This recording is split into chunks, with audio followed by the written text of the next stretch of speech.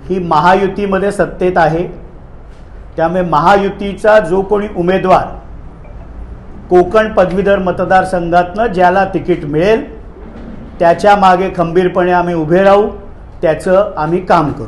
पण सर, मनसेने जे आहे ते लोकसभेमध्ये महायुतीला पाठिंबा दर्शवल्यानंतर स्वतंत्र उमेदवार त्यांनी जाहीर केलेला आहे. त्याबाबत मनसेने आपली भूमिका स्पष्ट केलेली आहे. मला जेवढं माहिती आहे की आदरणीय राजसाहेबांनी केवळ देशाचे लाडके पंतप्रधान माननीय नरेंद्र मोदी यांच्यासाठी मी बिनशर्त लोकसभेच्या निवडणुकीला पाठिंबा देतोय अशा प्रकारची भूमिका होती. मनसे जर कोकण पदवीधर मतदारसंघाची निवडणूक लढत असेल तो त्यांचा पक्षाचा निर्णय आहे, पण राष्ट्रवादी काँग्रेस पार्टी ही महायुतीचा जो कोणी उमेदवार असेल त्याच्या मागे आम्ही खंबीरपणे उभे असू. असं असताना जे आहे ते पानसेंनी आज मुख्यमंत्री एकनाथ शिंदे यांची देखील भेट घेतलेली आहे. शेवटी लोकशाहीमध्ये निवडणूक लढण्याचा अधिकार प्रत्येक राजकीय पक्षाला असतो. राज्याचे मुख्यमंत्री माननीय एकनाथरावजी शिंदेसाहेब यांची जर ते भेट घेत असतील तर त्याबाबतचा योग्य निर्णय माननीय मुख्यमंत्री साहेब घेतील, पण महायुतीचा जो उमेदवार असेल त्याचंच काम करण्यासाठी आम्ही राष्ट्रवादी काँग्रेस पार्टी पूर्ण ताकद लावू. निलेश राणेंनी ट्विट केलेलं आहे की छगन भुजबळ यांना पक्षातून आवरला पाहिजे. ज्या पद्धतीने मनोज जरांगे पाटील ज्यावेळी छगन भुजबळांनी आरोप केला होता त्यामुळे भाजप हा सर्वात मोठा पक्ष आहे असं त्यांनी ट्विट केलं आहे. त्यांना काय ट्विट केलं, काय भूमिका मांडली? आदरणीय छगन भुजबळ साहेब हे राष्ट्रवादी काँग्रेस पक्षाचे ज्येष्ठ नेते आहेत, मंत्रिमंडळामध्ये महायुतीमध्ये ज्येष्ठ मंत्री आहेत. त्यांनी जी भूमिका मांडली ती पक्षाच्या बैठकीमध्ये मांडली होती. आणि असे कितीतरी प्रसंग आहेत की निलेश राणे आणि नितेश राणे यांच्या ट्विट किंवा वक्तव्यामुळे भारतीय जनता पार्टी ही अडचणीत आलेली आहे. याच्यापेक्षा फार त्यांना महत्त्व मी देऊ इच्छित नाही. सर, आज पत्रकार परिषद घेत आहात, काय नेमका एकंदरीत विषय? पुण्याला जो दुर्दैवी अपघात झाला आणि 2 निष्पाप तरुणांचा बळी गेला, याच्यावरनं महायुतीचं सरकार, राज्याचे मुख्यमंत्री माननीय एकनाथरावजी शिंदेसाहेब, उपमुख्यमंत्री माननीय अजितदादा पवारसाहेब आणि उपमुख्यमंत्री व राज्याचे गृहमंत्री माननीय देवेंद्र फडणवीस साहेब या तिन्ही नेत्यांनी ही चौकशी निष्पक्षपणे झाली पाहिजे. दोषींवर कडक कारवाई झाली पाहिजे. येरवडा पोलीस स्टेशनमधल्या ज्या 2 पोलीस अधिकाऱ्यांनी निष्काळजीपणा केसच्या सुरुवातीला केला त्यांच्यावर निलंबनाची कारवाई झालेली आहे. ससून हॉस्पिटलमधील 2 डॉक्टर यांनी रक्ताचं सॅम्पल बदललं, त्यांच्यावर निलंबनाची कारवाई, त्यांना अरेस्ट, दोन्ही पोलीस अधिकारी दोन्ही डॉक्टर्स यांना झालेली आहे. ससूनमध्ये आत्ताच उच्चस्तरीय चौकशी देखील समिती स्थापन होऊन ती चौकशी चालू आहे. पण सातत्याने विरोधी पक्षातील नेत्यांना महायुतीतल्या तिन्ही नेत्यांवर आरोप करण्याची जणू सवयच लागलेली. आणि खास करून ठाण्यातील राष्ट्रवादीचे शरद पवार गटाचे नेते माजी मंत्री डॉक्टर जितेंद्र आव्हाड यांना तर स्वप्नामध्ये कायम अजितदादाच दिसतात. येन केन प्रकारेनं महाराष्ट्रामध्ये कुठेही कुठली दुर्घटना झाली की त्याचा संबंध हा अजितदादांशी लावायचा ही त्यांची नेहमीची सवय झाली. काल वक्तव्य करताना त्यांनी सांगितलं की अजितदादांनी पुणे पोलीस आयुक्तांना किती वेळा फोन केला, काय बोलले याची चौकशी झाली पाहिजे. अजितदादांनी काल पत्रकार परिषद घेताना स्वतः हे सांगितलं की मी पोलीस आयुक्त अमितेश कुमार यांना फोन करून सक्त कायदेशीर कारवाई करा अशा प्रकारचे निर्देश दिले. कुठल्याही राजकीय हस्तक्षेपाला बळी पडू नका अशा प्रकारचे आदेश दिले. माझा जितेंद्र आव्हाडांना सवाल आहे की ह्याच माननीय अजितदादा पवार साहेबांनी आपल्यासाठी ज्या वेळेला 354चा गुन्हा दाखल झाला त्यावेळेला आपल्यासाठी देखील पोलीस आयुक्तांना फोन केला होता की आपण चौकशी पूर्ण न बघता, व्हिडिओ न बघता आमचे सन्माननीय आमदार जितेंद्र आव्हाड यांच्यावर 354चा गुन्हा कसा दाखल केला हे आपण विसरलात का?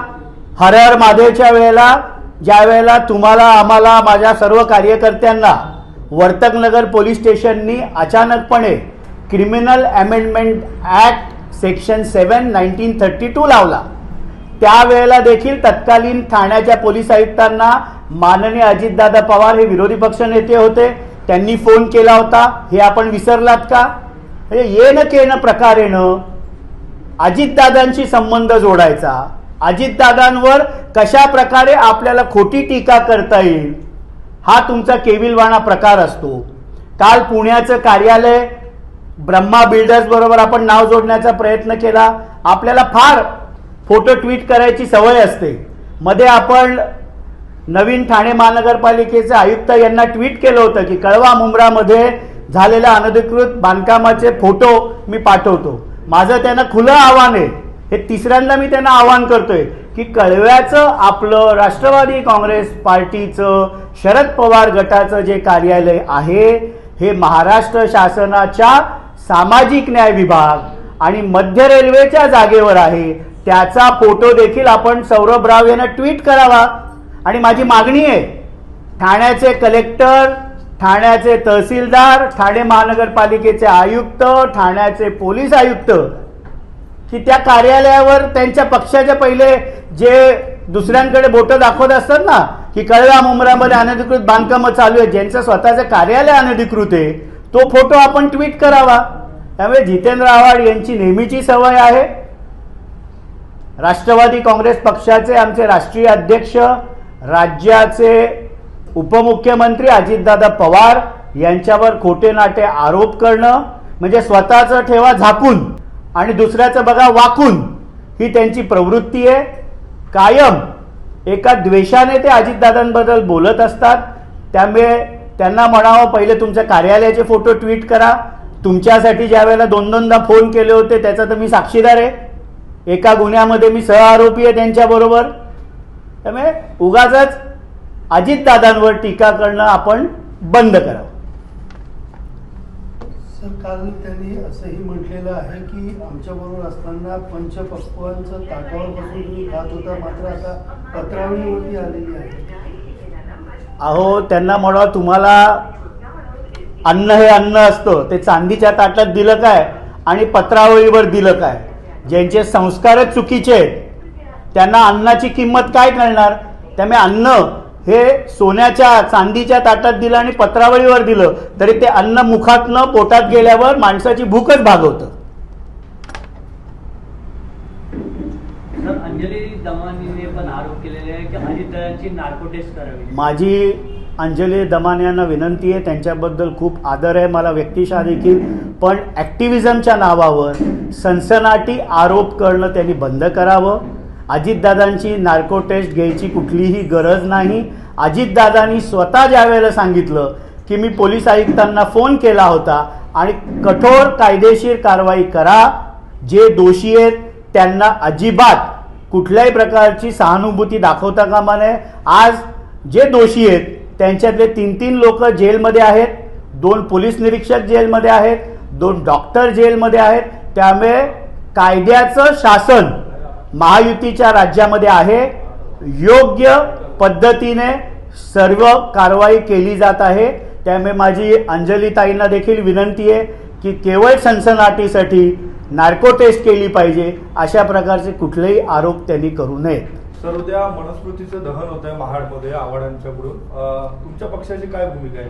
कालच पक्षाच्या लोकसभा निवडणुकीनंतर पक्षाचे सर्व मंत्री, सर्व आमदार, खासदार, पदाधिकारी यांची बैठक झाली.